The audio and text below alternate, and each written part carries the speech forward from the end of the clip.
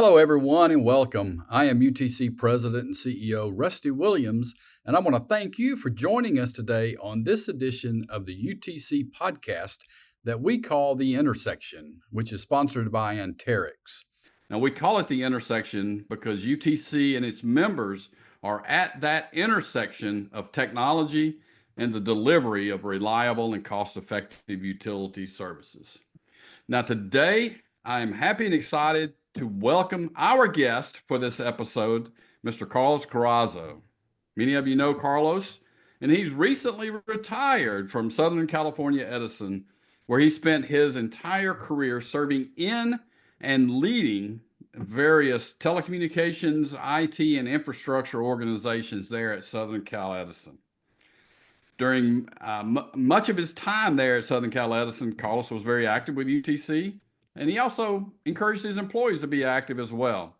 And they played an integral role in getting Southern California Edison in as the host utility for our upcoming 2025 annual conference to be held there in Long Beach.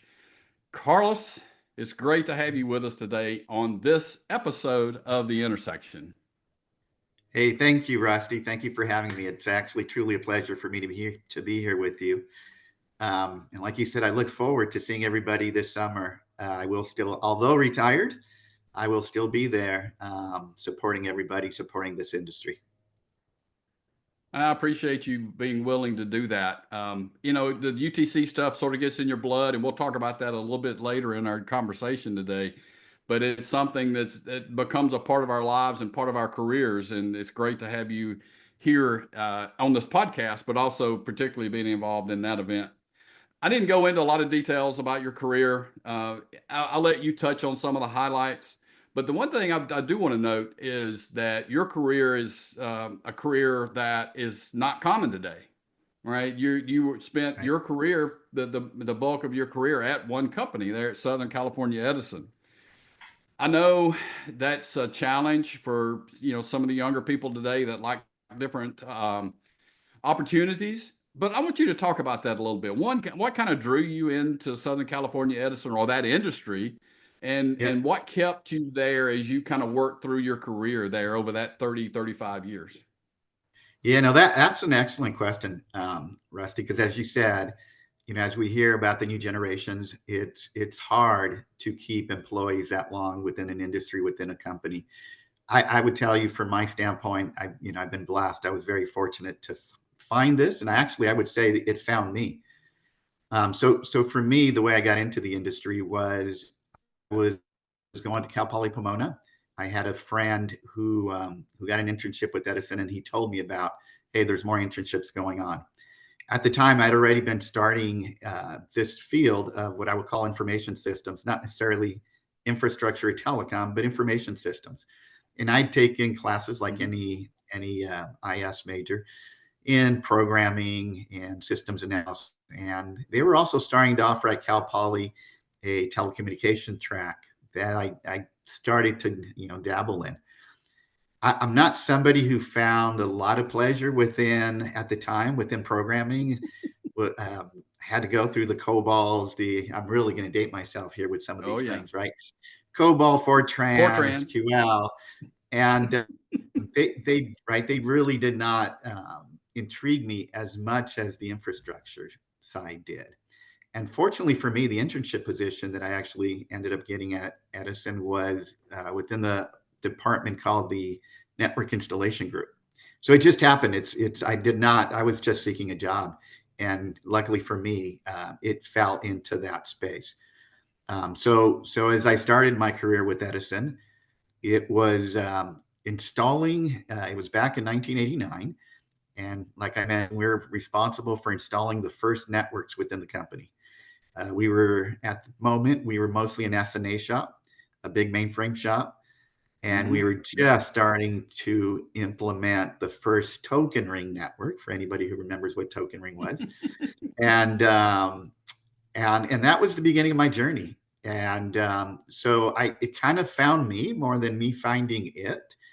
And I think the important thing is, what you will see within a career is you want to have a place that will allow you to learn, grow, and kind of flourish throughout your career. Right. And Mhm. then for me, that actually happened. I was very blessed, as I said, and very fortunate. And then the other aspect of it is the people, the relationships. Um, I I just, as you mentioned, Rusty, retired, and within my organization, there was still more of a handful of employees that were with me back in 1989 as interns. So I grew up in this company with a lot of employees that we developed strong relationships with. We grew up as college kids. We later on got married years of retirement, and it's having the ability to have work with people that you have strong relationships and make it fun and make it trustworthy. It adds that special dynamic that it keeps you there. So as you mentioned, I was very fortunate, very blessed to have had that within my career. Yeah, it's interesting when how people get into various career paths. You know, you said yours was, it found you. Mine was somewhere in the middle. I wanted to get into some sort of digital electronics field, and at the time, Alabama Power, which is part of Southern Company, was one of those companies that I was trying to get in with. But I came in at a time, or came out of school at a time when the job market was pretty tight. And Yeah. so the only entree I had into Alabama Power at the time was to go in as a distribution engineer. So Oh, I actually spent the first couple of years of my career in the distribution part of the business, and then ultimately was able to get into the telecommunications group a couple of years, 2.5 years later. But in hindsight, that was a great opportunity for me because you learned the business. You absolutely. learned about the poles and the wires, and you got to keep the meter spinning and that kind of stuff. So that's kind Absolutely. of was my path into this. But I like that particular field, and looking at the services that utilities provide. Right, it's something that touches everybody, and you may get yelled at one day and people love you the next day, but that's just part of the community, right? I don't know, how it was there, but in rural kind of southeast, U.S. I mean, you had a job at the power company or the phone company. Man, that was a great job to have, and was a career job. And that's the important part. I think, like you, when I came into Edison, it was known as a community service, right? That you could be very proud of, that everybody knew. It provides a big service within, right, many local little cities, and so everybody was very familiar with the company itself, the name of the company, the brand. It's something you're proud of, and like we said, you get to meet a lot of great people. So a lot of people at that time looked forward to a company like that for different reasons. I would say today our market is very hot, as you're aware of, right? The energy sector is one of the hottest sectors, that are out there.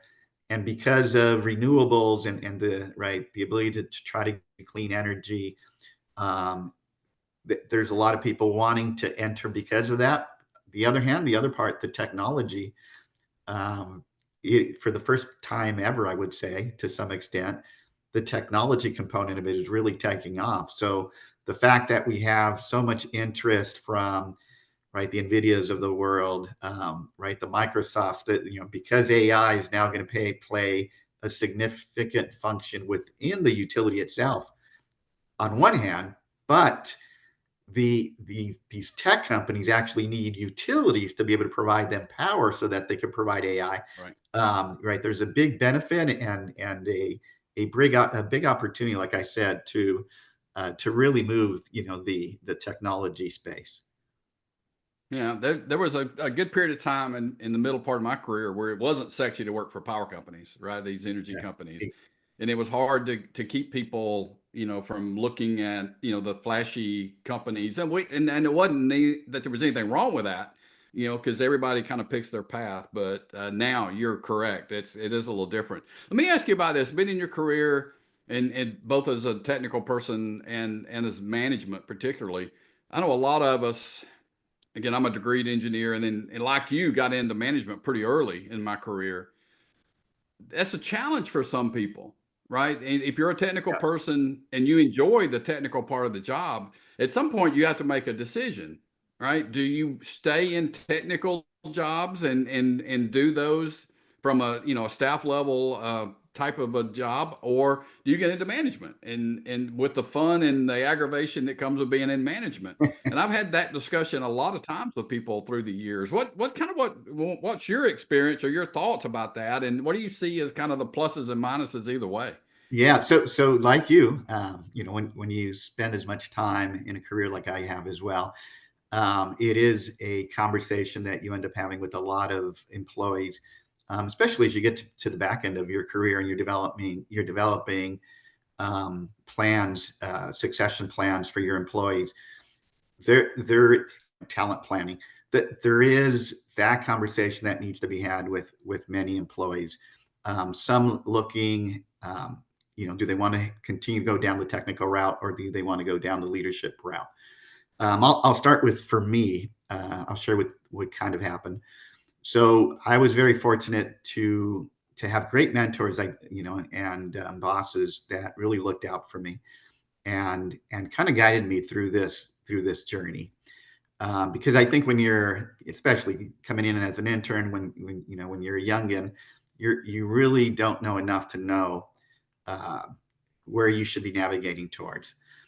I started out on the technical route and quickly actually was moved into supervising positions, leadership positions, which I would say were very beneficial to me in two aspects. Different competencies that you need for G. You're talking about being an engineer, being in the technology field, researching that field, being very focused on kind of the vertical aspect of it. As you start to move into leadership positions, you're having more strategic thought process about how these things could impact the bigger company, how they could benefit. But you're also now talking about how do you develop people, how do you leverage a team, which is a whole different competency, right? Which some people have it, some Mhm. people like it, some people don't. But I would Right. say it's very beneficial to go into both. I always try to encourage people. We have long careers. Being able to jump into both and each one learning themselves what they like and don't like about it and making the decision for themselves is important. I don't think there's any cons of in dabbling back and forth. Even in my career, once I got into my leadership positions, I would say 10 years in, I kind of got burned out and I went back into technical for a while, for about 5 years, and then I jumped back into leadership, which was a lot more natural to me and a lot more rewarding, in the entirety of my career. Yeah, and I like the thought there. Try it. All right, see the world from both sides, get some experience. Through those years myself, I've worked with people in the organization that wanted to try it or thought they did, gave them a temporary assignment, to see how they liked Exactly. being in certain jobs. And again, some of them worked Or, out or, great and they stayed there. Some of them they didn't, and kind of dropped back into the technical staff kind of jobs. But I know or that was lead always a challenge. cross-functional teams, right, Rusty? Finding them opportunities to lead teams is even the beginning of leadership and seeing how they're Right. doing. And like you said, it's very interesting because the dynamic of having to lead people and depend on employees and knowing how to inspire them, how to motivate them, um, is very different than one being an individual contributor and having all the control about the project and knowing what you want to do and how you want to do it.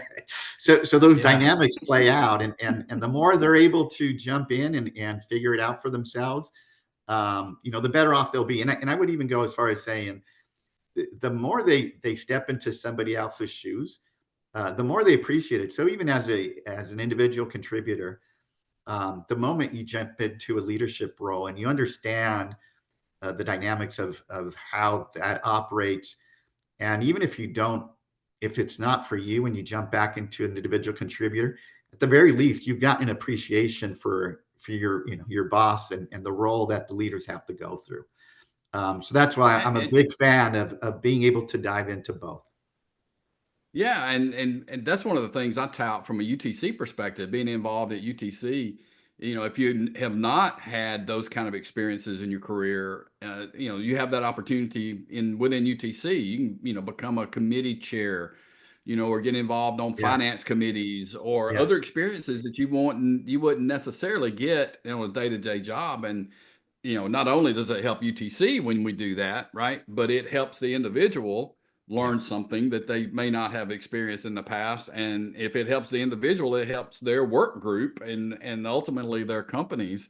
So that's one of the things I pitch a lot at UTC is, hey, it's good for you. You grow, you get different experiences that you may not get otherwise, or it may help you further down the path a little bit quicker than you would have gotten already. We've That seen a that lot of technology. I'm sorry, go ahead. Yeah, real quick on that, Rusty, because you're right. Yeah. That's an important point.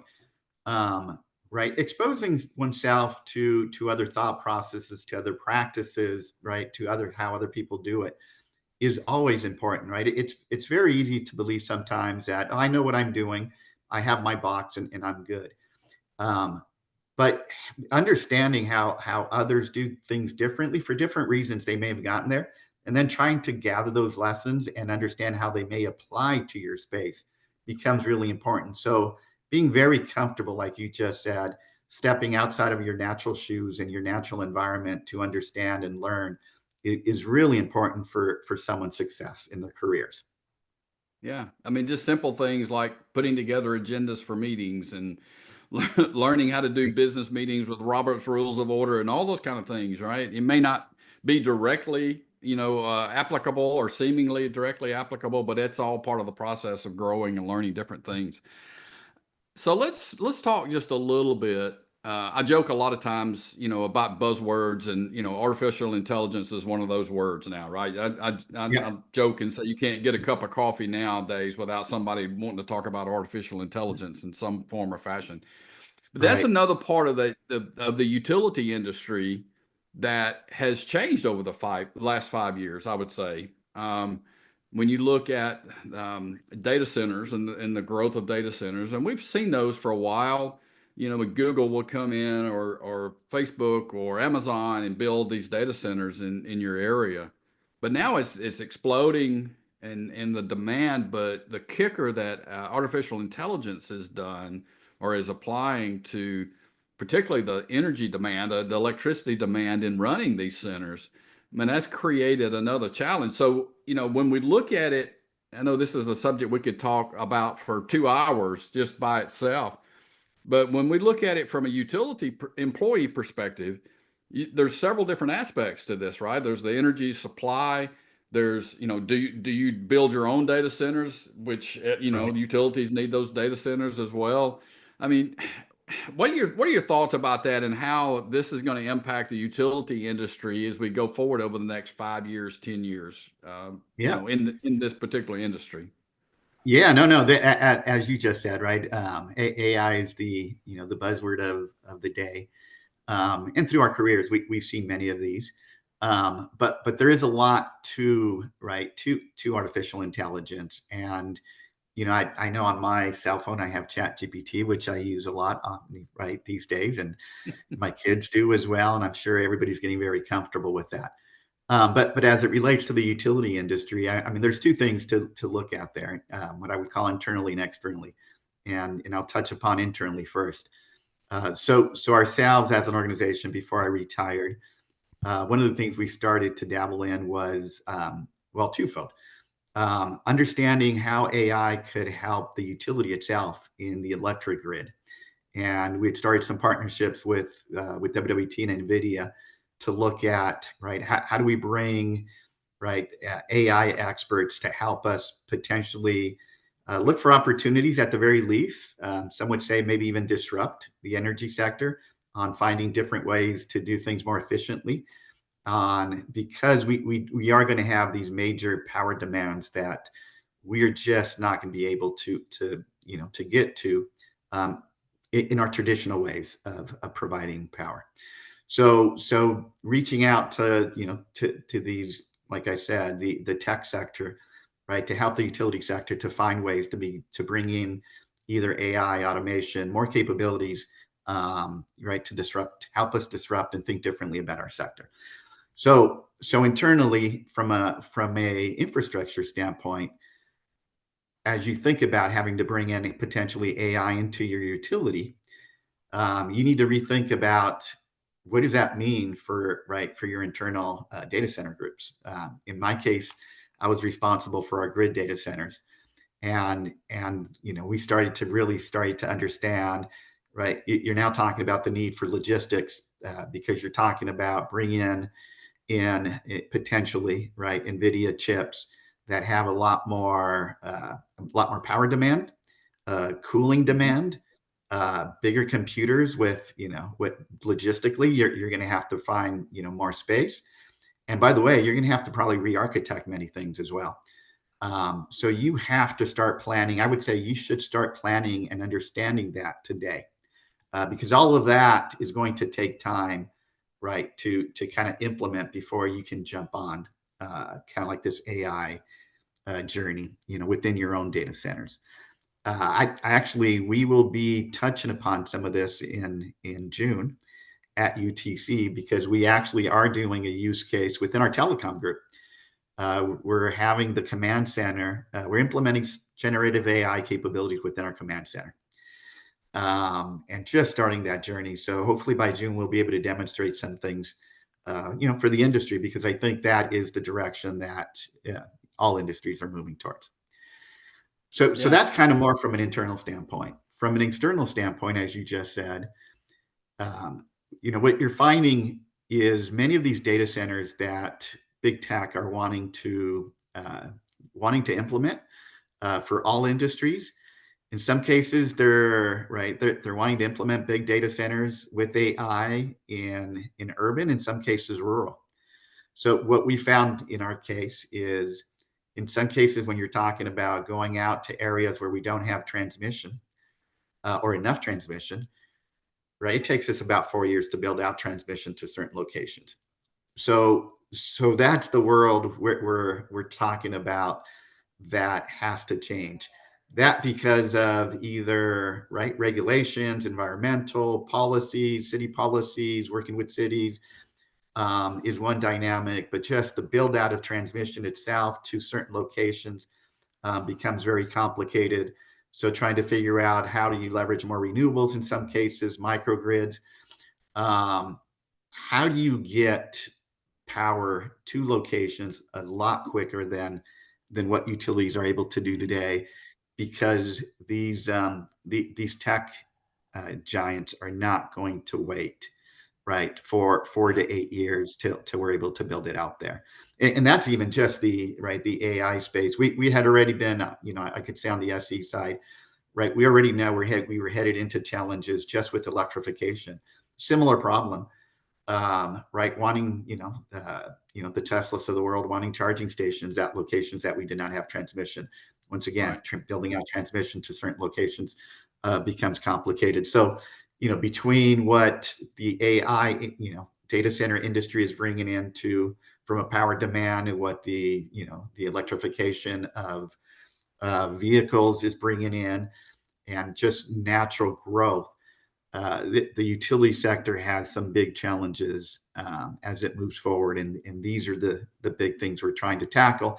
At the same time, to where we need to keep cost affordable to our customers, right? So you're talking about investments, trying to quick investments, but keeping our cost at as affordable as possible for our customers. Yeah. So that's, like I said, we could talk about that for many hours, and I appreciate you kind of giving that recap there. But yeah, it's going to change the world that we've lived in for the last 40 years. Whether it's, I don't know if the new administration is going to help from a federal level with some of these issues that you were describing. If it's a state PUC kind of an issue, or if it's just purely economic. But that's going to be a big challenge for us in the coming years for sure. And thanks for the shameless plug there. Yeah, real quick for on the that, UTC Rusty. conference. Yeah, yeah, exactly. Well, it's important, right? Because I think, as we were talking about, I believe, right, UTC sets a platform to allow utilities to share, things that the ones that are more progressive share what they're doing, why they're doing it, how it's going, so others could learn. And same thing for us going to see what others are doing, so we could learn. That we don't need to always be reinventing the wheel, because we Hmm. kind of share a common mission, a common goal, and a common practice on how we do things. But I was going to say, as it relates to, like I said, internal data center, the right, there's the logistical component, the right. How do I, within my own data centers, make sure that I have the proper cooling systems for these AI internal data centers? The one I didn't touch upon, as an example, also though, is cybersecurity. Right. So how do I also continue to Hmm. make sure that Right. I protect all of that? And those are all the challenges that I would say utility data centers are going to be going through. Is how do I still continue to protect, um, these data centers that are going to be a lot more open and a lot more dependent on one, logistical components, but data components as well. Right. All right. Well, I appreciate that. And yeah, I look forward to seeing, what all of the you guys and your, people that will be there from Southern California Edison, with displays and presentations and other things. We appreciate your support for the conference as a part of that.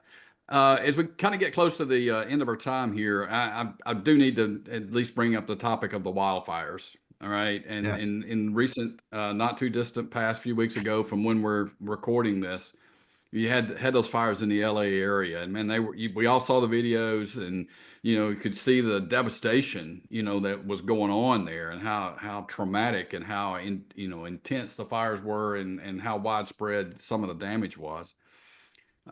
Let's talk about it, if you will, being in that area, kind of twofold. One is kind of the impact to the area and to Southern California Edison, but also to the employees, because you had passed along some information that some of the employees that worked in your organization had lost their homes in that wildfire. So in the last couple of minutes we've got here, just kind of Yeah. just touch on that as a local there with what was going on. Yeah. In the utility industry across the U.S., obviously we depending on where we work at, there's natural disasters that we're very accustomed to. Hurricanes, wildfires, um, right, freezing temperatures. That the aspect of having to deal with these disasters is not unnatural to us. One of the things I love Hmm. about the industry itself is how it usually comes together to support each other, and you will see that within, right, East Coast utilities when they have hurricanes, right. All the utilities across the U.S. are sending people out there to try to support Right. that. I know even within our wildfires, we had people from in the state, from PG&E, from Southern San Diego Gas, coming up to support, as well as people coming out of the state to come in and support. So we're a very tight niche industry when it comes to helping each other through these disasters. With that said, it is very tough, for the utilities themselves and the employees as they go through these things, because they are working, 7 by 24. There's a lot of effort put in. Um, the utility brand, and although I'm retired, I still obviously will consider myself a utility person, right? The utility brand is that we're very committed to our customers, and we are all in, and we're there, like I said, 7 by 24, to bring power back up. And our Hmm. mission is to keep, right, reliable electricity flowing, through all times, and that's what we're committed to. On the more personal side, as you just mentioned, during these wildfires, I've had three of my past employees who lost their homes through this event. And that's, once you get very close, when it really comes close to home and you see that, and you understand, you've had relationships with these employees for years, and the dynamic of their losing the homes that their children grew up in, and losing everything that they had in there, it is, it's devastating. It's heartbreaking. And now you also have, a different situation that you're having to not deal with, but try to figure out how do you support. Because just as I said, the utility industry is a brotherhood, right? Your organization is your family. And having a family member lose a home, like I said, is very heartbreaking. And this is where, internally we all come together to try to figure out how to support those people. And I know you and I have talked, and I know we're thinking of some things that we could do this summer during the event. And I would ask that everybody that watches the podcast, if there's anything you could think of on how you could support, how you could help, God bless you, and we'll be getting to them on maybe how they could better help. But yes, this is truly where communities come together, where utilities come together, because like I said, at the end of the day, we're one brotherhood, and we're all in the same business. Yeah, that's the one thing I remember, being in the Southeast, working at Southern Company, when the hurricanes would come through as an example, and people's homes, employees' homes were impacted, but they needed to be out, doing line work, or even the telecommunications people that were out working. We would, people would volunteer, office workers would volunteer to go to these families' homes to help clean the mess or tarp the roofs or whatever they needed to do, while the line workers or those in the field would get out to do their job for the communities that they live in. So that's absolutely correct. Yeah, Rusty, that's a tough thing. And just another example. About 2-3 years ago, we had a fire up northern of our territory, close to Central California, our Big Creek area. And I had 2 employees there who were also impacted at the same time as we were trying to maintain the plant. Those were the Big Creek fires. Our employees, one had lost his home, and having to work right to try to restore power for the community while your own home has been burned down.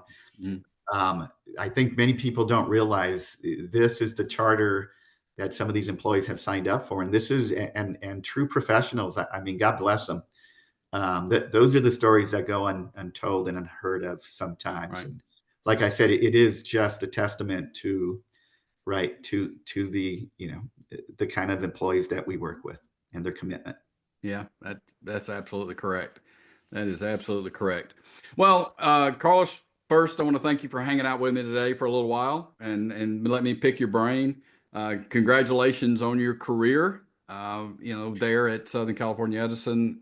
We don't know what's going to happen next with you, or you have some ideas about what you're going to do, but we wish you well in that, and we look forward to seeing you in Long Beach in June, and we appreciate your past efforts with UTC and look forward to what we're going to do in Long Beach here in June of 25. Yeah, no, thank you for having me, first of all, Rusty. Once again, my pleasure.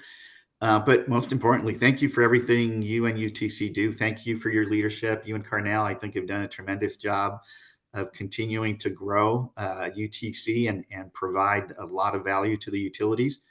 And it's an extremely important platform for the utilities to take advantage of. As you mentioned, I've been fortunate enough to have been in this industry a long time, and I probably got a lot more connected into it on the back end of my career. But the usefulness of being able to interact with all the different utilities on what they're doing, how they're doing it, why they're doing it, sharing, like I said, lessons of success, lessons of failure, so we don't fall into the same landmines. All of those things are really important. So I do encourage everybody to continue to, to support each other through this, and come see us in Long Beach this summer, and like I said, share what you have going on. So I look forward to seeing everybody there. Yeah, it's going to be a great conference, and I'm looking forward to it as well. Well, that will do it for this edition of the Intersection Podcast that's sponsored by Anterix. I hope you'll subscribe to the YouTube videos that we do, the podcast, and be looking for future episodes, which comes out about every month. Thank you for being here, and I hope everyone has a great day. Thank you for meeting us at the Intersection. For more information about the Utilities Technology Council, visit utc.org. In the dynamic world of private LTE networks for utilities, it's all about a collective approach toward grid modernization solutions. Together with our 100-plus member ecosystem and the Utility Strategic Advisory Board, we're de-risking private LTE investments. We're not just providing solutions, we're pioneering a cleaner, safer, more affordable, and secure energy future through 900 megahertz powered private LTE networks. By joining us, you're part of a force driving innovation, accelerating returns, and future-proofing the entire ecosystem. It's more than spectrum. It's about evolving together. Don't miss out. Embrace the power of collective action, ensuring a sustainable utility private LTE evolution. To learn more, visit Anterix.com.